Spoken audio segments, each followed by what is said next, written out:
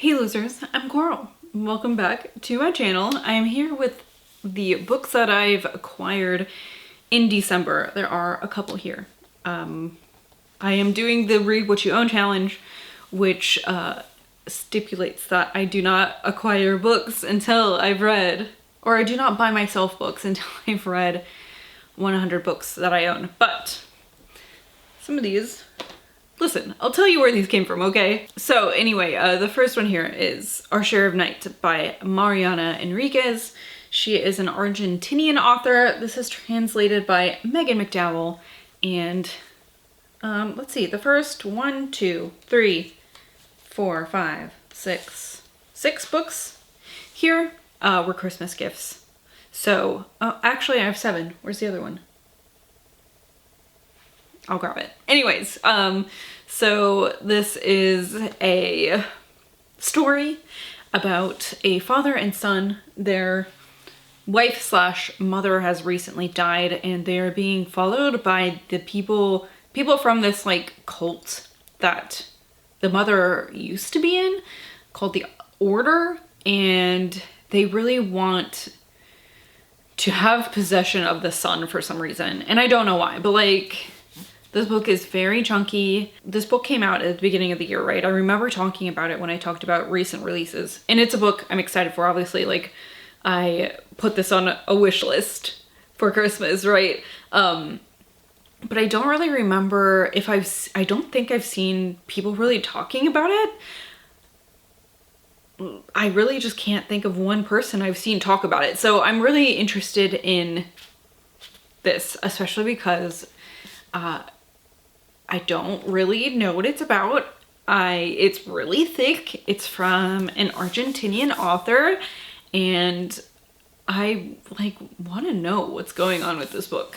Also, I got PTSD Radio by Masaki Nakayami for Christmas. This is a horror manga, and it's like really short horror stories, really short. I mean, just a couple pages long. They have kind of a theme that they all, it all kind of follows a theme. They all kind of fall into a thing that's going on. And that's it. That's all I have to tell you about this. Like, there's really no one synopsis because they are really short stories. But it is good to see a horror manga out there. I mean, I know there are some, but like a lot of them, there are many, but a lot of them are not translated into English yet. And I'm hoping that, you know, if books like PTSD Radio gain traction, obviously like Junji Ito is really popular, but like I'd love to see more. I also got And Then She Fell by Alicia Elliott.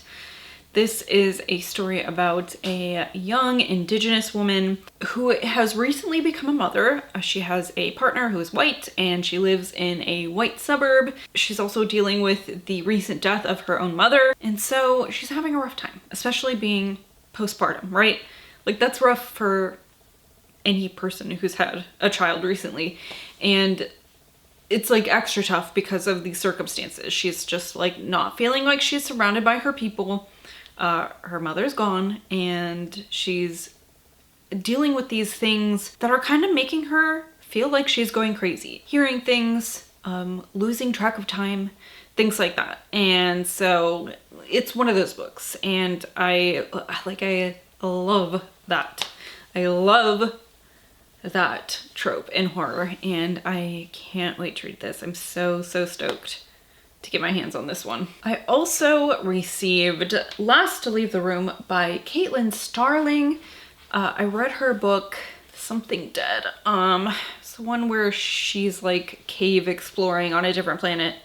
Anyway, that doesn't matter. This, I really like, I don't really know, even reading the synopsis, like what this is about, except for it seems like it's a dystopian somewhere. It doesn't specify that this is like Earth or a near future or anything. Like, I have no idea, but this scientist is working on something, and they've kind of like discovered, like, I don't know, it almost seems like an alternate universe with like a doppelganger of themselves, And so I don't know anything more than that. It sounds weird as fuck. Another gift bestowed onto me is Bloom by Delilah S. Dawson. I'm so excited to get to this. Like, I've heard that it's good.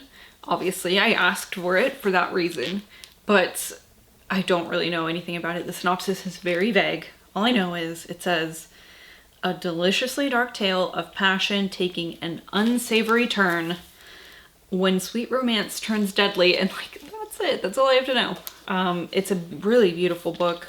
It's got these beautiful end pages on the inside. It's short. It looks like it's gonna be just beautiful and deadly. I also received The Glow by Jessie Gaynor. This is listen, I'm finding this thing. Okay, I read this book, Natural Beauty by Ling Ling Wang, like 2 months ago, and I've really been interested in kind of more literary horror when it is involving like kind of like women acting badly, kind of a thing. Women behaving unsavourily. And I think that this is exactly what this is. This is about a young entrepreneur who meets this woman and like locks in on her and is like, this person is going to be the center for a startup like wellness brand. And that's another thing, like Natural Beauty was all about like this wellness self-care stuff, and I think that this is also going to have those elements in it, but like obviously a more sinister side of it, which is what I like. And so I'm excited to pick this up and see what it's really all about. Then last gift here, this is Ripe by Sarah Rose Etter. And this is about a woman who works for a Silicon Valley company. She is very aware of the juxtaposition of like, it talks about in the synopsis, like them being in the high-rise building and like complaining that there's not enough variety of snacks in the vending machine as they're looking down on like the tent city outside their building. It seems like the company is asking her to do some maybe illegal things, and what is she gonna do? I don't know. It's described as being like surreal and absurd, talking about like the capitalist hellscape, and so it's like, that's my thing. Perfect, thank you. Okay, and then for, let's see, hold on. I got this was arc, like I don't know, showed up at my door from Celadon Books, and this is The Fury by Alex Michaelides. I know he wrote that book, The Silent Patient, which I did not ever read, but I'll read this, I guess. So this is a thriller. I'm going to read you the synopsis. It says, this is a tale of murder, or maybe that's not quite true. At its heart, it's a love story, isn't it? Lana Farrar is a reclusive ex-movie star and one of the most famous women in the world. Every year she invites her closest friends to escape the English weather and spend Easter on her idyllic private Greek island. Isn't that nice? I tell you this because you may think you know this story. You probably read about it at the time. It caused a real stir in the tabloids, if you remember. It had all the necessary ingredients for a press sensation. A celebrity, a private island cut off by the wind, and a murder. We found ourselves trapped there overnight. Our old friendships concealed hatred and a desire for revenge. What followed was a game of cat and mouse, a battle of wits full of twists and turns, building to an unforgettable climax. The night ended in violence and death. But who am I? My name's Elliot Chase, and I'm going to tell you a story unlike any you've ever heard. So it seems like this might play with a different type of narration, which seems interesting. I do love isolated, kind of like locked room, locked door, locked room. I can't remember what the term is for that, kind of thrillers.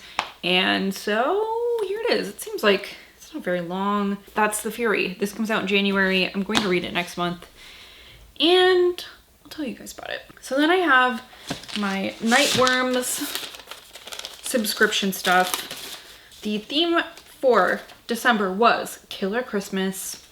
So we've got the stuff in the goodie bag. There is the Inksmith bookmark. It's perfect for the books that were included here. There is a, oh cool, there's a little coupon for the Killer VHS series, which one of the books in this is from that. It's kind of like an anthology series, kind of like the Splatter Westerns or the Rewind or Die series, where they share a similar theme, but they're not related to each other, you know what I mean? Oh my god. There is this magnet that says Kriller Christmas, and it's got a little krill on it with a knife.